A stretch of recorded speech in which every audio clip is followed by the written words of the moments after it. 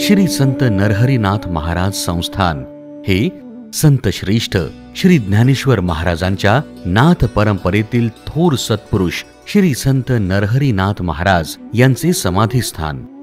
भगवान श्री आदिनाथांपासून या नाथ संप्रदायाच्या दिव्य परंपरेचा उगम झाला व पुढे श्री मच्छिंद्रनाथ, श्री गुरु गोरक्षनाथ, श्री गहिनीनाथ, श्री संत निवृत्तीनाथ महाराज व संत श्रेष्ठ श्री ज्ञानेश्वर महाराज यांच्यापर्यंत ही महाराष्ट्रातील मुख्य नाथ परंपरा प्रवाहित झाली. संत श्रेष्ठ ज्ञानेश्वर महाराजांनी वारकरी संप्रदायाची संस्थापना केली व गुरु परंपरेने चालत आलेली अद्वैतानंद वैभवाची ही नाथ परंपरा ही देखील पुढे प्रवाहित केली. ती आपले शिष्य संत सत्यापलनाथ महाराज यांच्या रूपाने. ज्ञानराज बोध केला सत्यामला, रेडा बोलविला प्रतिष्ठानी, भोजलिंग ज्याची समाधी आळंदी, ज्ञानराज बोधी तिघा जना, असे श्री संत एकनाथ महाराजांचे वचन आहे. श्री सत्यामलनाथानंतर श्री संत गैबीनाथ, श्री संत गुप्तनाथ, श्री संत उद्बोधनाथ, श्री संत केसरीनाथ महाराज व श्री संत शिवदीननाथ महाराज यांच्यापर्यंत ही परंपरा पुढे चालत आली. श्री संत शिवदीननाथ महाराज यांचे शिवदीन केसरी असे नाव महाराष्ट्रातील साहित्य व काव्य क्षेत्रात सर्वत्र सुपरिचित आहे. माझी देवपूजा पाय तुझे गुरुराया ही व यासारख्या शेकडो प्रसिद्ध रचना महाराजांच्या आहेत. त्यांनी अभंग, पदे, ग्रंथ यासह विपुल वाङ्मय रचिले आहे. श्री संत शिवदीननाथ महाराजांचे सुपुत्र म्हणजेच श्री संत नरहरीनाथ महाराज, माता उमाबाई व श्री संत शिवदीननाथ महाराजांच्या पोटी शके 1648 चैत्र शुद्ध सप्तमी या दिवशी श्री क्षेत्र पैठण येथे श्री महाराजांचा जन्म झाला. बालपणासह सर्व शास्त्राध्ययन पैठण येथेच झाले. इकडे छत्रपती शिवरायांच्या मातोश्री राजमाता जिजाऊ साहेबांची जन्मभूमी सिंदखेड राजा येथील त्यांचे बंधूंपैकी राजे जगदेवराव जाधव यांना श्री क्षेत्र देऊळगाव राजा येथे श्री बालाजी महाराजांची मूर्ती मिळाली. तेव्हा त्यांनी श्री क्षेत्र पैठण येथे जाऊन श्री संत नरहरीनाथ महाराजांना सादर व सवैभव श्री क्षेत्र देऊळगाव राजा येथे कायमस्वरूपी वास्तव्यासाठी निमंत्रित केले. श्री संत नरहरीनाथ महाराज यांनी आपले शिष्य व चिरंजीव श्री संत लक्ष्मीनाथ महाराजांना संप्रदाय दीक्षा देऊन आजपासून 228 वर्षांपूर्वी माघ व दशमी शके 1715 या दिवशी श्री क्षेत्र देऊळगाव राजा येथे समाधी घेतली. तत्पश्चात महाराजांचे शिष्य श्री संत नारायणनाथ महाराजांनी न्हावी येथे व श्री संत महिपतीनाथांची ग्वाल्हेर येथे, संत महिपतनाथ महाराज यांचे धुलीबुवा हे नाव सर्वत्र प्रसिद्ध आहे. त्यांची ही हिंदी व मराठी भाषेतील असंख्य अभंग व पद्य रचना आहे. संत लक्ष्मीनाथ महाराज यांची संत श्रेष्ठ श्री ज्ञानेश्वर महाराजांवर असलेली अनन्य निष्ठा व ज्ञानेश्वरीची अखंड उपासना यामुळे श्री संत लक्ष्मीनाथ महाराजांना आळंदी येथे श्री माऊलींच्या संजीवन समाधी सानिध्यात समाधी घेण्याचे अलौकिक सद्भाग्य लाभले.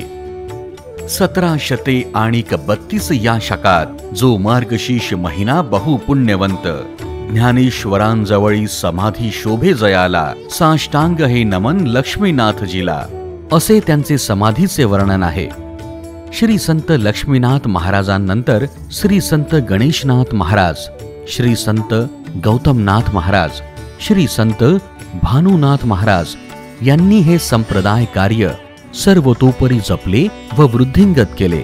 अनेक ठिकाणी नाथ संप्रदायाची भिक्षा, गुरुपूजन, दौरे सुरू केले व सन 1991 साली पूज्य श्री महाराजांचा पीठारोहण सोहळा झाला. वर्तमानात परमपूज्य श्री सद्गुरु मोहननाथ महाराज हे या परंपरेचे अत्यंत समर्थपणे नेतृत्व करीत आहेत. परमपूज्य श्री सद्गुरु मोहननाथ महाराज यांच्या समर्थ नेतृत्वाने या संप्रदाय कार्याला आज एक भव्यता प्राप्त झाली आहे. महाराष्ट्रासह अनेक राज्यात, देशात संस्थांचा असलेला शिष्य परिवार मागील काळातील उत्सव, वैदिक व वारकरी विद्यालय गोशाळा इत्यादी कार्य या भव्यतेची प्रचिती करून देतात। श्री क्षेत्र देऊळगाव राजा नगरीचे ग्रामदैवत असणाऱ्या श्री बालाजी महाराज संस्थानचे स्थापनेपासून श्री संत नरहरीनाथ महाराज संस्थानाशी परंपरेचे संबंध आहेत। येथील दसरा महोत्सव, लळित व बलिप्रतिपदा अर्थात पाडव्याला संस्थानची दिंडी असते। या दिवशी पूज्य श्री महाराजांना यथासांग पोशाख, बिदागी व दिंडी समवेतील सर्वांना यथोचित बिदागी दिली जाते। संस्थानचे सर्व उत्सवांपैकी मुख्य उत्सव म्हणजे श्री संत नरहरीनाथ महाराज व श्री संत शिवदीनाथ महाराज पुण्यतिथी उत्सव या दोन्ही संत द्वयांचा पुण्यतिथी उत्सव हा महाशिवरात्रीच्या कालावधीत येत असल्याने महाशिवरात्रीला सर्वात मुख्य उत्सव संस्थान येथे मोठ्या आनंदाने व वैभवात संपन्न होतो।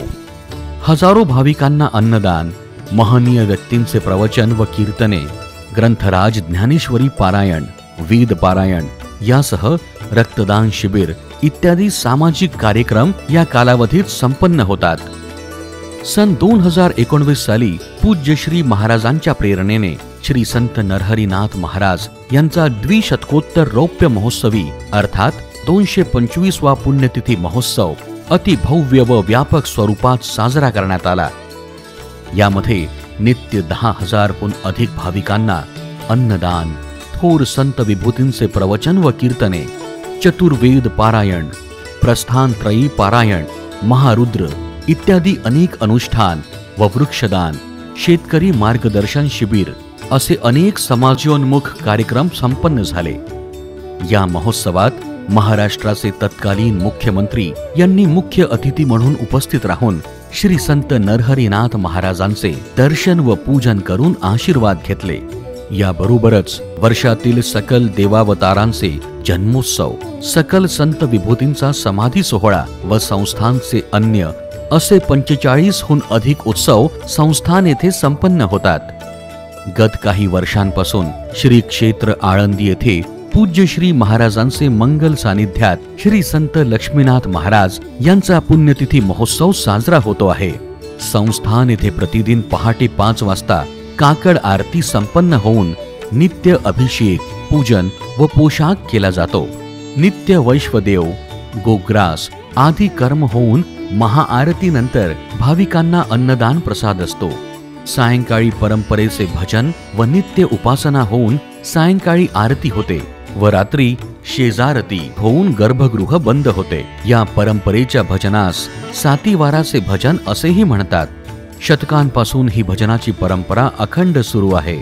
संस्थानच्या प्रांगणात अनेक देवतांचे विग्रह आहेत। सन 1994 साली गणेश जयंतीच्या पर्वकाळी वडाच्या झाडातून स्वयंभू श्री गणेशाची महाकाय आकृती निदर्शनास आली। वटवृक्षातून प्रकट झाल्याने पूज्य श्री महाराजांनी या स्वयंभू वटसिद्ध गणेश असे म्हणून अभिषेक पूजन केले। गत 28 वर्षांपासून प्रति मासिक चतुर्थीस येथे अभिषेक पूजन व चंद्रोदय समयी यथासांग अन्नदान संपन्न होत आहे। श्रींचे समाधीचे उजवे बाजूस श्री अन्नपूर्णा व श्री गणेशाची मूर्ती असून डाव्या बाजूस परंपरेचे नित्य पूजेतील देव आहेत। मुख्य सभा मंडपासमोर श्री मारुती रायांची दक्षिणमुखी प्रसन्न मूर्ती दास्यत्वाचे व उत्कट भक्तीचे दर्शन करून देते। बाहेरील प्रांगणात श्री संत गणेशनाथ महाराज, श्री संत गौतमनाथ महाराज व श्री संत भानुनाथ महाराज यांचे समाधी मंदिर आहे।